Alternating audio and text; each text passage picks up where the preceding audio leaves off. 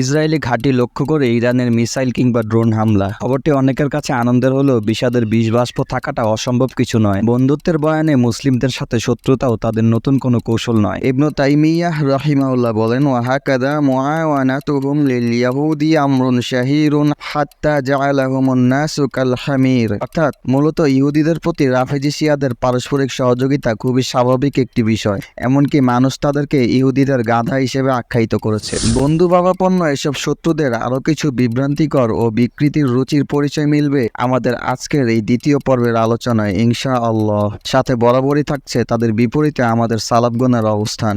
চলুন তবে কথা না বাড়িয়ে শুরু করা যাক। তাদের আকীদা কিংবা ধর্মীয় বিশ্বাসের অন্যতম একটি অংশ হলো পবিত্র কোরআনকে বিকৃত জ্ঞান করা, নাউযুবিল্লাহ। যেমন উসুলুল কাফি গ্রন্থে আবু জাফরের বরাত দিয়ে বলা হচ্ছে, মাদ্দাআ আহাদুন মিনান নাসি আন্নাহু জামাআল কুরআনা কুল্লুহু কামা উনজিলা ইল্লা কাযযাবুন ওয়া মা জামাআহু ওয়া হাফিযাহু কামা নাযালাহু আল্লাহু তাআলা ইল্লা আলী ইবনে আবি তালিব ওয়াল আইম্মাতু মিন বা'দিহি। অর্থাৎ কেবল মিথ্যুক ছাড়া মানুষের মধ্যে কেউ এমন দাবি করতে পারে না যে কোরআন যেভাবে নাজিল হয়েছে সেভাবেই পূর্ণরূপে সংরক্ষিত আছে, বরং আলী ইবনে আবু তালেব ও পরবর্তী ইমামরা ছাড়া কেউই কোরআনকে জমা ও সংরক্ষণ করতে পারেনি। এই কথার অর্থ হলো তাদের ইমামদের গত হওয়ার সাথে সাথে কোরআনও বিকৃত হয়ে গেছে, নাউযুবিল্লাহ। মূলত এটা চাপিয়ে দেওয়া কোনো ভাবার্থ নয়, বরং উল্লেখিত ভাবার্থের সাথে উপরোক্ত বক্তব্য ছাড়াও তাদের গ্রন্থে এমন অনেক বর্ণনার স্থান পেয়েছে। যেমন একই গ্রন্থের অন্য আরো একটি বর্ণনা হলো এরকম, ফাইন্নাহুমুল খাইনুন আল্লাযীনা খানুল্লাহ ওয়া রাসূলাহু ওয়া খানু আমানাতিহিম ওয়া তুদরা মা খানু আমানাতিহিম উতামিনু আলা কিতাবিল্লাহি ফাহারিফুহু ওয়া বাদদালুহু। তারাই মূলত খেয়ানতকারী যারা আল্লাহ ও তার রাসূলের সাথে খেয়ানত করেছে এবং তাদের আমানতগুলোর খেয়ানত করেছে। আর তারা যে আমানতগুলোর খেয়ানত করেছে তা তোমাকে জানানো হয়েছে। তাদেরকে আমানত দেওয়া হয়েছিল আল্লাহর কিতাবের ব্যাপারে, তারা তাকে বিকৃত করেছে, পরিবর্তন করেছে, নাউযুবিল্লাহ। তাদের নির্ভরযোগ্য আলেম মির্জা হুসাইন তাবরিসি কোরআনের বিকৃতির প্রমাণ হিসেবে ফাসলুল খাত্তাব ফি ইসবাতি তাহরিফিল কিতাবি রাব্বিল আরবাব নামক আলাদা বই রচনা করেছে। সেই বইয়ের দুইটি জায়গায় তাদের আলেমগণের ইজমা নকল করে বলা হচ্ছে, মা ইজমা আহলুল কিবলাতা মিনাল খাসি ওয়াল আম আন্না হাযাল কুরআন আল্লাযী ফি আইদিন নাসি লাইসা হুয়াল কুরআন কুল্লাহু ওয়া আন্নাহু ক্বাদ যাহাবা মিনাল কুরআন মা লাইসা ফি আইদিন নাস। অর্থাৎ বিশেষ ও সাধারণ উভয় দিক থেকেই কিবলার অনুসারীদের মধ্যে এ ব্যাপারে ঐক্যমত রয়েছে যে মানুষের কাছে বিদ্যমান থাকা কোরআনটি মূলত পরিপূর্ণ কোরআন নয়, বরং কোরআন থেকে অনেক বিষয় হারিয়ে গেছে, তা মানুষের হাতে বিদ্যমান নেই, নাউযুবিল্লাহ। একই বইয়ের 286 পৃষ্ঠায় আবু জাফরের বলাতে বলা হচ্ছে, লাউলা আন্নাহু যাইদুন ফি কিতাবিল্লাহি ওয়া নাকসুন মা খুফিয়া হাক্কুনা আলা যি হাজ্জি। অর্থাৎ যায়েদ আল্লাহর কিতাবে কমতি না করলে যু হাজ্জি হওয়ার বিষয়ে আমাদের অধিকার গোপন থাকতো না। একই পৃষ্ঠায় আবু আব্দুল্লাহর বরাতে আরো বলা হচ্ছে, নাযালাল কুরআন ফি সাবআতি বিআসমাইহিম ফামাহাত কুরাইশুন সিত্তাতুন ওয়া তারাকাত আবা লাহাব। অর্থাৎ কোরআনে 7টি নাম নাজিল করা হয়েছিল, কুরাইশরা 6টি নাম মুছে দিয়েছে আর আবু লাহাবের নাম রেখে দিয়েছে। আব্দুল আলা থেকে উদ্ধৃত করে আরো বলা হচ্ছে, আসহাবুল আরাবিয়াতা ইয়াহরিফুনাল কালিমা আন মাওয়াদিহি। অর্থাৎ আরবের লোকেরা আল্লাহর কালামকে তার মূল অবস্থান থেকে বিকৃত করেছে। অন্য একটি বরাতে আরো এসেছে, ইন্নাল কুরআন আল্লাযী জাআ বিহি জিবরাঈলু আলাইহিস সালাম ইলা মুহাম্মদ সাল্লাল্লাহু আলাইহি ওয়া আলিহি 17,000 আয়াহ। অর্থাৎ নিশ্চয় জিবরাইল আলাইহিস সালামের মাধ্যমে মুহাম্মদ সাল্লাল্লাহু আলাইহি ওয়া আলিহির নিকট যে কোরআন এসেছিল তাতে 17,000 আয়াত ছিল। لا توجد رواية واحدة يقول الإمام إن هذا المصحف الموجود الآن هو الكامل كما أنزل بتفسيره وتأويله وجميع آياته. نعوذ بالله.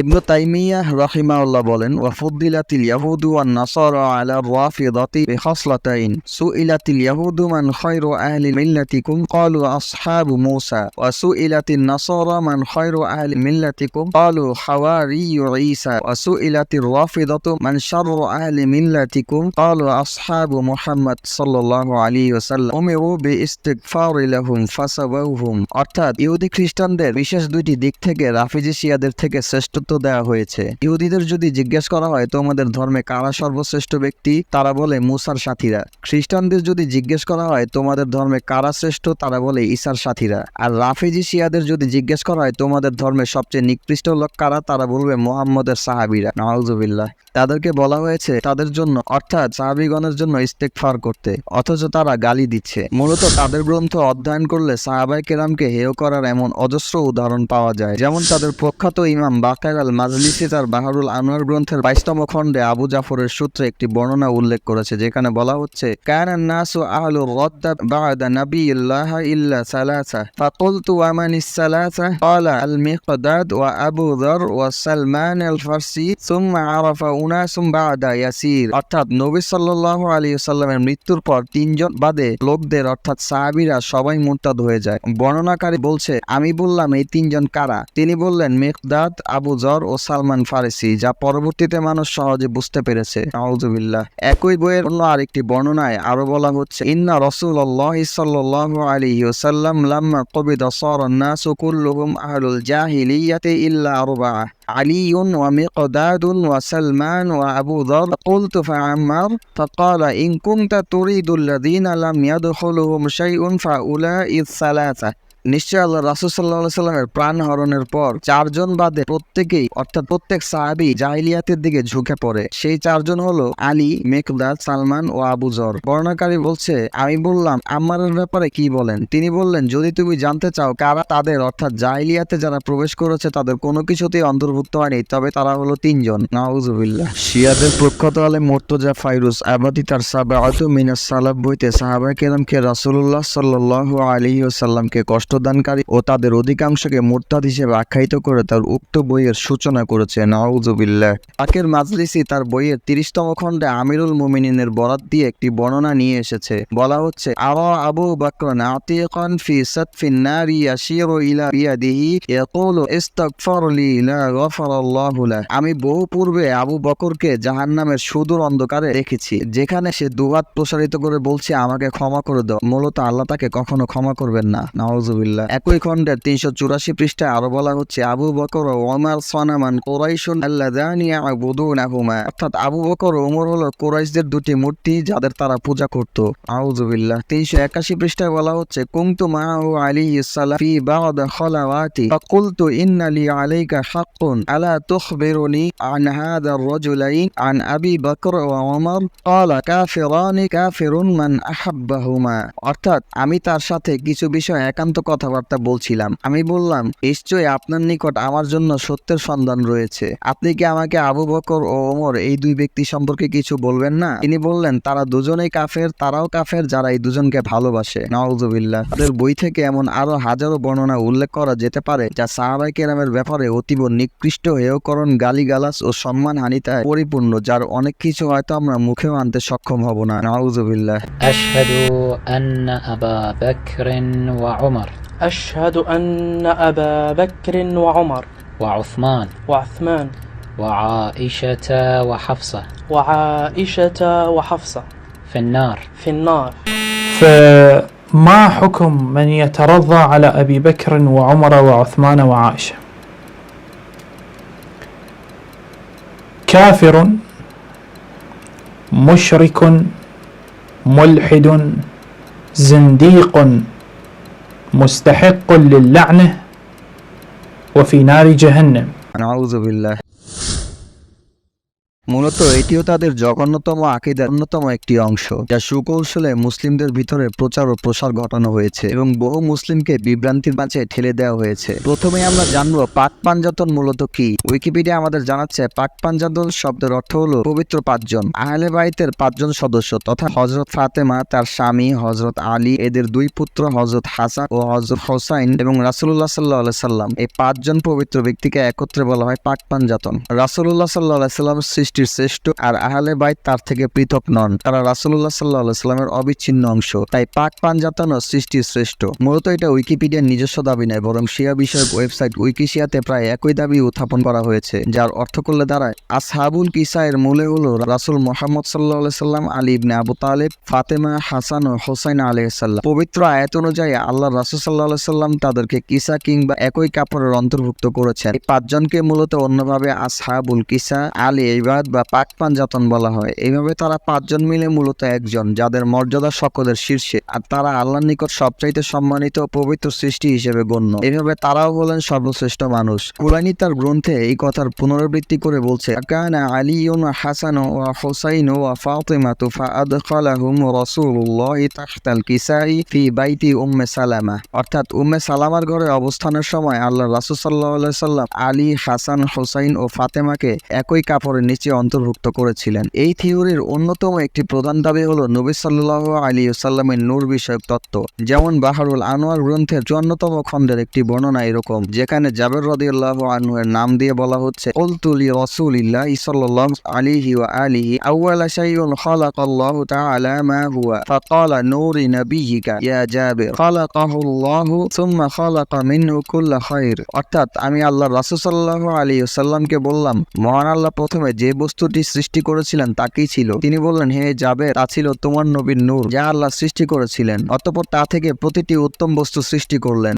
একই পৃষ্ঠায় আবু জাফর ও আমিরুল মুমিনিনের বরাতে অতিরিক্ত আরো দাবি করা হচ্ছে, ইন্নাল্লাহা খালাকা নূরি মুহাম্মাদিন সাল্লাল্লাহু আলাইহি ওয়া আলিহি ক্বাবলাল মাখলুকাত বিআরবাআতা আশারা আলফা সানা ওয়া খালাকা মাহু 12 হিজাবান। অর্থাৎ নিশ্চয় আল্লাহ মুহাম্মদ সাল্লাল্লাহু আলাইহি ওয়া আলিহিকে সমস্ত সৃষ্টির 14,000 বছর পূর্বে সৃষ্টি করেছেন এবং তার সাথে সৃষ্টি করেছেন 12টি পর্দা। আল ইসরার আল ফাতিমিয়া গ্রন্থে মোহাম্মদ ফাজিল মাসউদি সাহেব একটি বর্ণনা উল্লেখ করে দেখাচ্ছেন, আল্লাহ তাআলা মুহাম্মদ সাল্লাল্লাহু আলাইহি ওয়াসাল্লামকে বলছেন, ইয়া আহমদ লাউলা লাম্মা খালাকতুল আফলাক। হে আহমদ, তোমাকে সৃষ্টি না করলে আমি আসমান জমিন কোনো কিছুই সৃষ্টি করতাম না। তাদের অন্য আরেকজন প্রখ্যাত আলেম আব্দুল্লাহ বাহরানি ইসফাহানি সাহেবের আওয়ালিমুল উলুম নামক গ্রন্থে প্রায় একই কথার পুনরাবৃত্তি করে বলা হয়েছে, ওয়ালাউলা মা খালাকতুল আফলাক তাকুনাহু সাইয়্যিদুল মুরসালিন ওয়া খাতামান নাবিয়্যিন ওয়া রাসূলান ইলান নাসি জামিআন বিহাদাদ দ্বীনুল মুবিন। অর্থাৎ আমি তোমাকে সৃষ্টি না করলে আসমান ও জমিনের কোনো কিছু সৃষ্টি করতাম না, আর তিনি হলেন সাইয়্যিদুল মুরসালিন, সর্বশ্রেষ্ঠ নবী, যিনি সমস্ত মানুষের নিকট প্রেরিত হয়েছেন এই সুস্পষ্ট দিনের ধারক হিসেবে।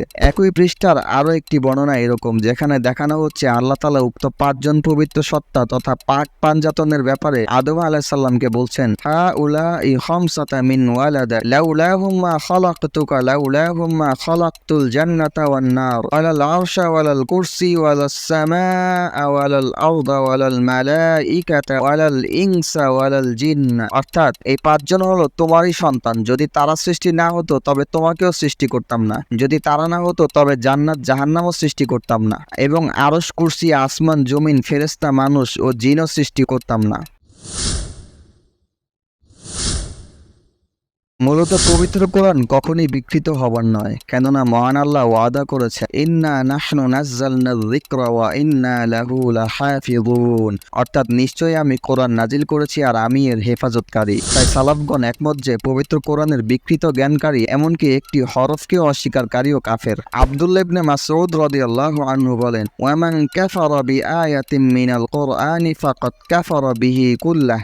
অর্থাৎ যে কোরআনের কোনো একটি আয়াতকে অস্বীকার করলো, এর মাধ্যমে সে সমস্ত কোরআনকে অস্বীকার করলো। অন্য বর্ণনায় আরো এসেছে, ওয়ামান কাফারা বিহারফিন মিনহু ফাকাদ কাফারা বিহি আজমা। অর্থাৎ যে কোরআনের কোনো একটি অক্ষরকে অস্বীকার করলো, এর মাধ্যমে সে সমস্ত কোরআনের উপর কুফরি করলো। ইবনু তাইমিয়াহ রাহিমাহুল্লাহ বলেন, ওয়া কাযালিকা মান যাআমা মিনহুম আন্নাল কুরআনা নাকসুম মিনহু আয়াতিন ওয়া কাতামাত আও যাআমা আন্না লাহু তা'ওয়িলাতি বাতিনা তাসকুতুল আমালুল মাশরুআ ওয়া নাহওয়া যালিক ওয়া হাউলা'i يسمون القرامطة والباطنية ومنهم متناسخية وهؤلاء لا خلاف في كفرهم। অর্থাৎ এইভাবে তাদের যারা কোরআনের আয়াত মুছে ফেলা কিংবা গোপন করার দাবি করে, কিংবা দাবি করে বাতিনি ব্যাখ্যার, যা মূলত শরিয়ার বহির্ভূত একটি কাজ, এবং এমন যে কোনো দাবি উত্থাপন করে, তাদের কাফের হওয়ার ব্যাপারে কোনো দ্বিমত নেই। এরাই মূলত তারা যাদেরকে কারামাতা বাতিনিয়া বলা হয়। এদের মধ্যে আরো একটি গোষ্ঠীর নাম হলো তানাসাখিয়া। আব্দুল্লাহ বিন বাস রাহিমাহুল্লাহ বলেন, আন্না সাহাবাতা হুম আফদালুন নাসি ওয়া হুম খায়রুন নাসি বা'দাল আমবিয়াই আলাইহিমুস সালাতু ওয়াস সালাম। অর্থাৎ নবী রাসূলগণ আলাইহিমুস সালাতু ওয়াস সালামের পরে সবচাইতে উত্তম মানুষ ও সবচাইতে বেশি মর্যাদার অধিকারী হলেন সাহাবীগণ। এটা কেবল তার মত নয়, বরং সমস্ত সালাফগণের এই ব্যাপারে ঐক্যমত রয়েছে এবং তাদের এই দাবির অসংখ্য ভিত্তির একটি হলো যেখানে আমর রাহিমাহুল্লাহ বলছেন, আমি জাবের রাদিয়াল্লাহু আনহুকে বলতে শুনেছি, ক্বালা লানা রাসূলুল্লাহ সাল্লাল্লাহু আলাইহি ওয়াসাল্লাম ইয়াউমাল হুদাইবিয়াতি আনতুম খায়রু আহলিল আরদি ওয়া কুননা আলফান ওয়া আরবা'মিআতিন ওয়া লাউ কুনতু আবসিরুল ইয়াউমা লা আরাইতুকুম মাকানা আশ-শাজারা। অর্থাৎ আল্লাহর রাসূল সাল্লাল্লাহু আলাইহি ওয়াসাল্লাম হুদাইবিয়ার দিনে আমাদেরকে বললেন, পৃথিবীবাসীর মধ্যে তোমরাই হলে সর্বোত্তম। সেদিন আমরা ছিলাম 1400। যদি আজ আমি দেখতাম তবে অবশ্যই তোমাদেরকে গাছের স্থানটি দেখিয়ে দিতাম। আল্লাহ রাসূল সাল্লাল্লাহু আলাইহি ওয়াসাল্লাম বলেছেন, লা তাসুব্বু আসহাবি ফালাউ আন্না আহাদাকুম আনফাকা মিসলা উহুদিন যাহাবা মা বালাগা মুদ্দা আহাদিহিম ওয়ালা নসিফা।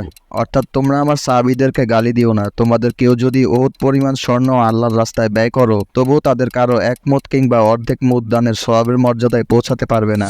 অথচ ঠিক তার বিপরীত কাজটি করে যাচ্ছে রাফিজি শিয়াগণ, যা ইবনে কাসির রাহিমাহুল্লাহর উক্তির মাধ্যমেও ফুটে উঠেছে। তিনি বলেন, ওয়া আম্মা তাওয়াইফুর রাওয়াফিদা ওয়া জাহালুহুম ওয়া কিল্লাতু আকালুহুম ওয়া দাআওয়াহুম আন্না আস-সাহাবাতা কাফারু ইল্লা 17 সাহাবিয়্যা ওয়া সাম্মুহুম ফাহুয়া মিনাল হুদিয়ান বিলা দালিল ইল্লা মুজাররাদুর রাইউল ফাসিদ। অর্থাৎ রাফিজিরা তাদের স্থূল বুদ্ধি ও অজ্ঞতার পরিচয় দিয়েছে এই কথা দাবি করার মাধ্যমে যে 17 জন ব্যতীত সাহাবীদের বাকি সবাই কাফেরে পরিণত হয়েছে, নাউযুবিল্লাহ, এবং সেই সাথে তাদের ছিদ্রান্বেষণ করে থাকে। মূলত এগুলো তাদের অসার দাবি, এর কোনো ভিত্তি নেই। মূলত তাদের এই সমস্ত দাবি নিরঙ্কুশ বিভ্রান্তি ছাড়া কিছুই নয়। আহমদ বিন হাম্বল রাহিমাহুল্লাহ বলেন, আর-রাফিদাতু আল্লাযীনা ইয়াতারাব্বাউনা মিন আসহাবিন নবী সাল্লাল্লাহু আলাইহি ওয়াসাল্লাম ওয়া ইউসাব্বুনাহুম ওয়া ইয়ানকুসুনাহুম ওয়া ইয়াকফুরুনাল উম্মাতা ইল্লা নাফারান ইয়াসীরা ওয়া লাইসাতির রাফিদাতু মিনাল ইসলামি ফি শাইইন। অর্থাৎ রাফিজিরা মূলত নবী সাল্লাল্লাহু আলাইহি ওয়াসাল্লামের সাহাবীগণের সাথে সম্পর্ক ছিন্ন করে, তাদেরকে গালিগালাজ করে, মর্যাদাহানি করে এবং কিছু অল্প সংখ্যক সাহাবায়ে কেরামগণ ছাড়া সবাইকে তারা কাফের সাব্যস্ত করে, আর ইসলামে রাফিজিদের কোনো অংশ নেই। আমর ইবনুল আস রাদিয়াল্লাহু আনহু বলেন, ফাআতাইতুহু ফাকুলতু আইয়ুন নাসি আহাব্বু ইলাইকা ক্বালা আয়েশা কুলতু মিনার রিজালি ক্বালা আবুহা قلت ثم من قال عمر فعد رجالا فسكت مخافة أن يجعلني في آخرهم। আমি নবী সাল্লাল্লাহু আলাইহি ওয়াসাল্লামের কাছে এসে জিজ্ঞেস করলাম, মানুষের মধ্যে আপনার কাছে সবচাইতে প্রিয় কে? তিনি বললেন, আয়েশা। আমি বললাম, পুরুষদের মধ্যে কে? তিনি বললেন, আয়েশার পিতা তথা আবু বকর। আমি বললাম, তারপর কে? তিনি বললেন, ওমর। তিনি পরপর আরো কয়েকজনের নাম বললেন। আমি চুপ হয়ে গেলাম এই ভয়ে যে হয়তো আমার নামটা সবার শেষে থাকবে। মুহাম্মদ ইবনে হানাফি রাহিমাহুল্লাহ বলেন, আমি আমার পিতা আলী রাদিয়াল্লাহু আনহুকে জিজ্ঞেস করলাম, আইয়ুন নাসি খায়রুন বা'দা রাসূলিল্লাহি সাল্লাল্লাহু আলাইহি ওয়াসাল্লাম? ক্বালা আবু বকর।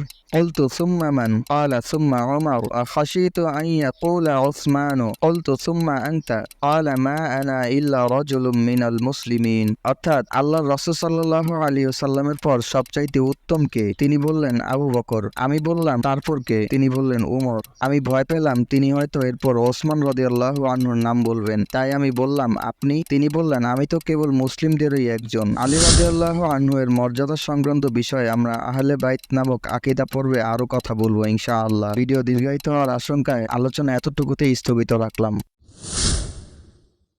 মহান আল্লাহ বলেন, ওয়া হুয়াল্লাযী খালাকাস সামাওয়াতি ওয়াল আরদা ফি সিত্তাতি আইয়ামিন ওয়া কানা আরশুহু আলাল মা লিয়াবলুয়াকুম আইয়ুকুম আহসানু আমালা।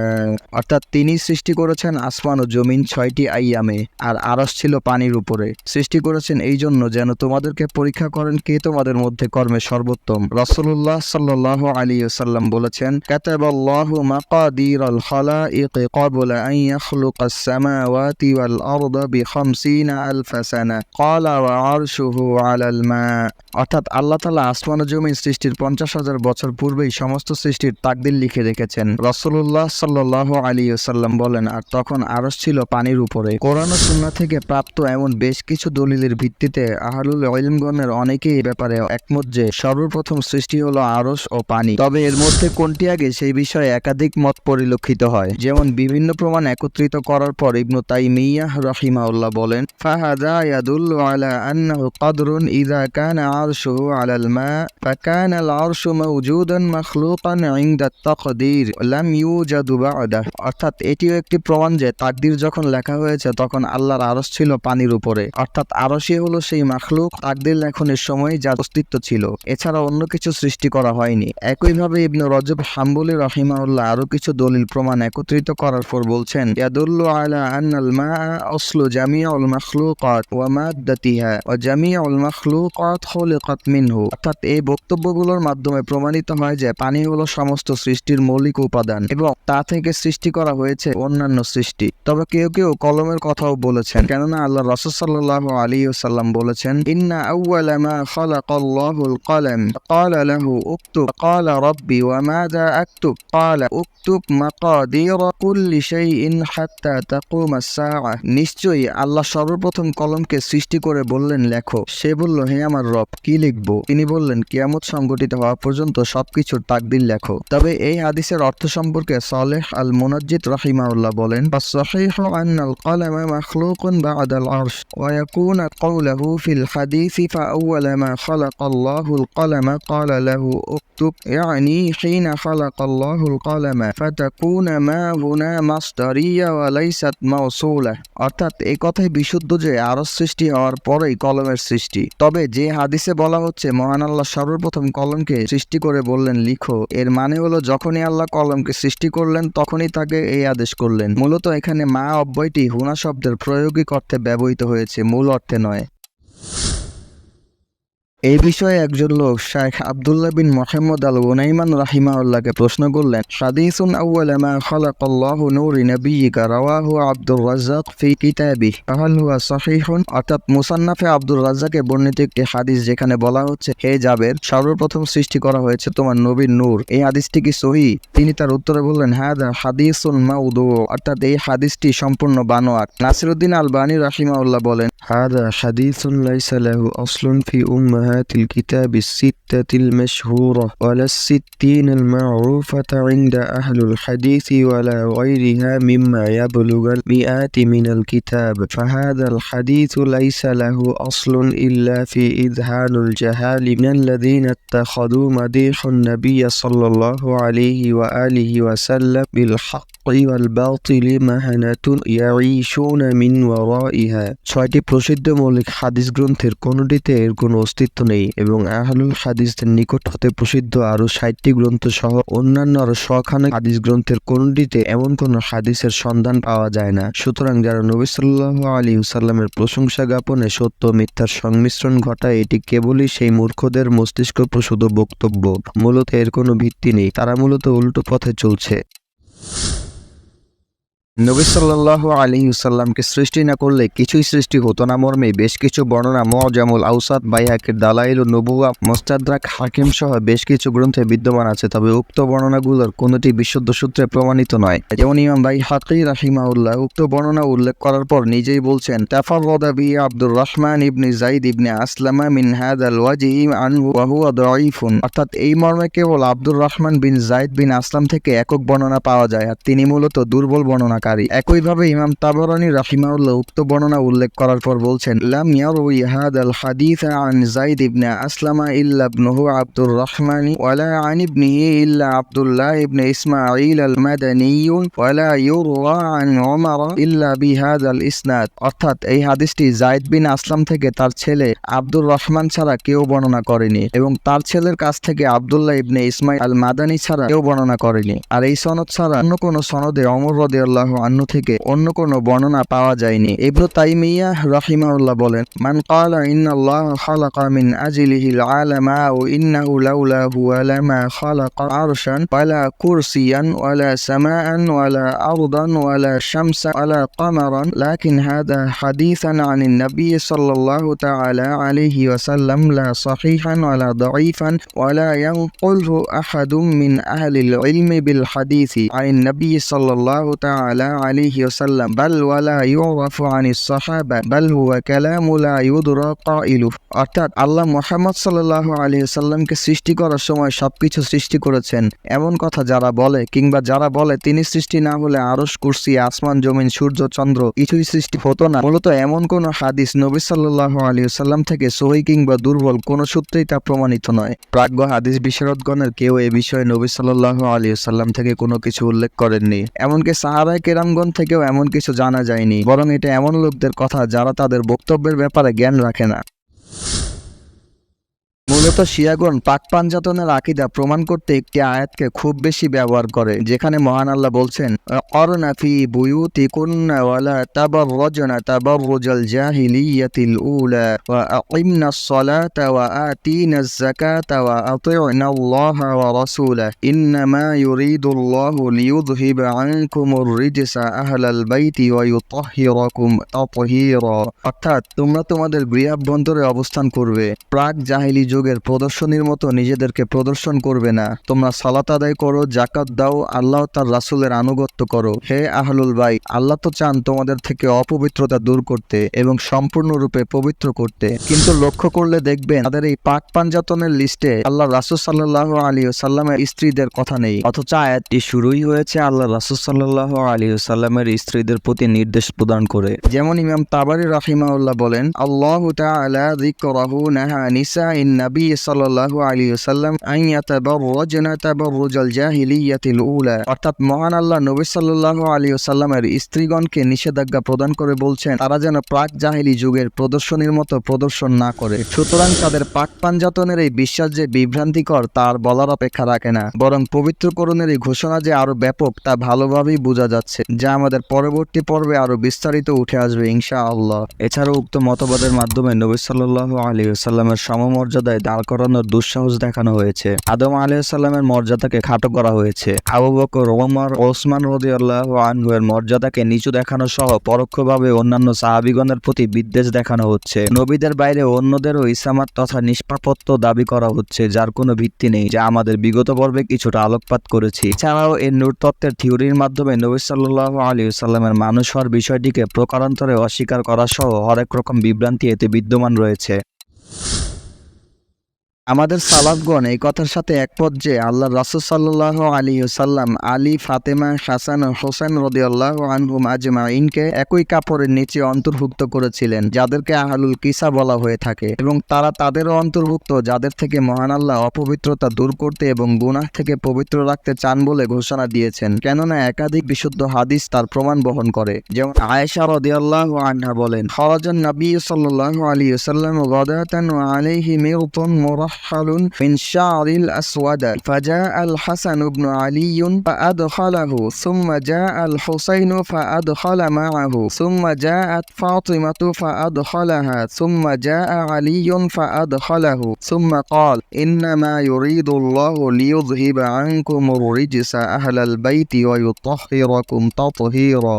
অর্থাৎ নবী সাল্লাল্লাহু আলাইহি ওয়াসাল্লাম সকালে বের হলেন, তার পরনে ছিল কালো নকশি দ্বারা আবৃত একটি পশমি চাদর। তখন হাসান বিন আলী রাদিয়াল্লাহু আনহু আসলেন, তিনি তাকে চাদরের ভিতর প্রবেশ করালেন। অতঃপর হোসেন রাদিয়াল্লাহু আনহু আসলেন, তিনি তাকেও প্রবেশ করালেন। অতঃপর ফাতেমা রাদিয়াল্লাহু আনহা আসলেন, তিনি তাকেও তাতে প্রবেশ করালেন। অতঃপর আলী রাদিয়াল্লাহু আনহু এলেন, তিনি তাকেও তাতে প্রবেশ করালেন। অতঃপর বললেন, যার অর্থ হলো, হে আহলুল বাইত, আল্লাহ তো চান তোমাদের থেকে অপবিত্রতা দূর করতে এবং সম্পূর্ণরূপে পবিত্র করতে, কিন্তু তাদের এই বিশ্বাসের মাঝে শিয়াদের মতো বাড়াবাড়ি নেই। যেমন তারা পাঁচজন মিলে এক সত্তা, তাদের সৃষ্টি না করলে কিছুই সৃষ্টি হতো না, এইভাবে পাক পাঞ্জাতন নাম দেওয়া, আবু বকর, ওমর ও ওসমান রাদিয়াল্লাহু আনহুর মর্যাদাকে খাটো দেখানো, তাদের মর্যাদাকে সবার ঊর্ধ্বে গণ্য করা, উপরন্তু তাদের ইমামদেরও অন্তর্ভুক্ত করা কিংবা রবের কাতারে দাঁড় করানো ইত্যাদি। তাদের এমনই এক কুসংস্কারাচ্ছন্ন ধোঁয়াশায় ঘেরা মতবাদের ব্যাপারে মুহাম্মদ বিন সালেহ আল মুনাজ্জিদ রাহিমাহুল্লাহ বলেন, হাযাল খাবরু লাইসা লাহু আসলুন ওয়া হুয়া মিন খুরাফাতিশ শিয়া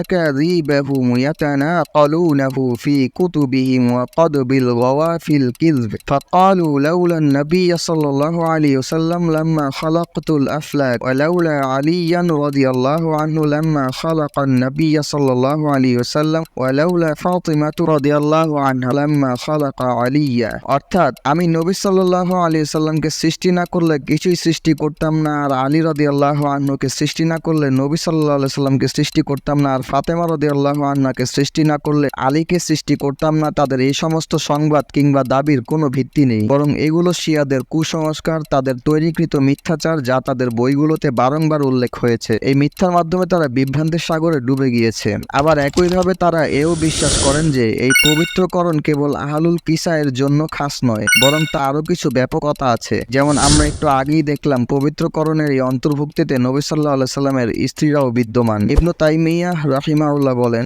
আল জাযা ইন্নামা ইউনালু বিযালিক ওয়া হিনা ইযিন ফায়াকুনু যাহাবুর রাজসি আনহুম ওয়া তাতহীরুহুম মিনাল যুনুবি বা'দা সিফাতিহিম ফামা দাআ বিহি النبي صلى الله عليه وسلم لأهل الكساء وبعض ما وصف به السابقين الأولين والنبي صلى الله عليه وسلم دعا لغير أهل الكساء بأن يصلى الله عليهم ودعا لأقوام كثيرين بالجنة والمغفرة وغير ذلك مما هو أعظم من الدعاء। অর্থাৎ এটা মূলত তাদের জন্য একটি পুরস্কার, যার ফলে তাদের থেকে অপবিত্রতা দূরীকরণ ও গুনাহ থেকে পবিত্রকরণ করা হবে, যা তাদের গুনাহবলীর একটি দিক, যে ব্যাপারে আল্লাহর নবী সাল্লাল্লাহু আলাইহি ওয়াসাল্লাম দোয়া করেছেন, যা মূলত তার দোয়ার একটি দিক।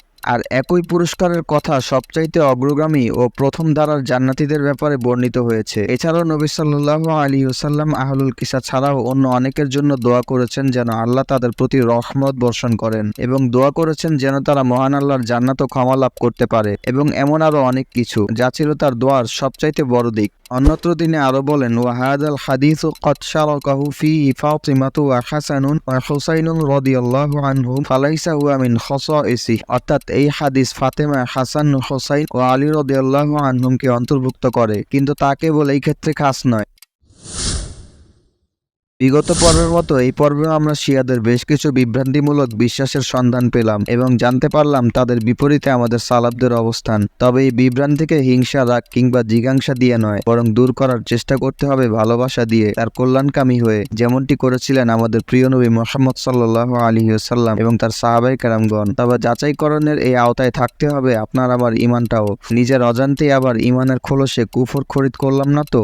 মহান আল্লাহ বলেন, ওয়া মান ইউশাকির রাসূল من بعد ما تبين له الهدى ويتبع غير سبيل المؤمنين نوله ما تولى ونصله جهنم وساءت مصيرا।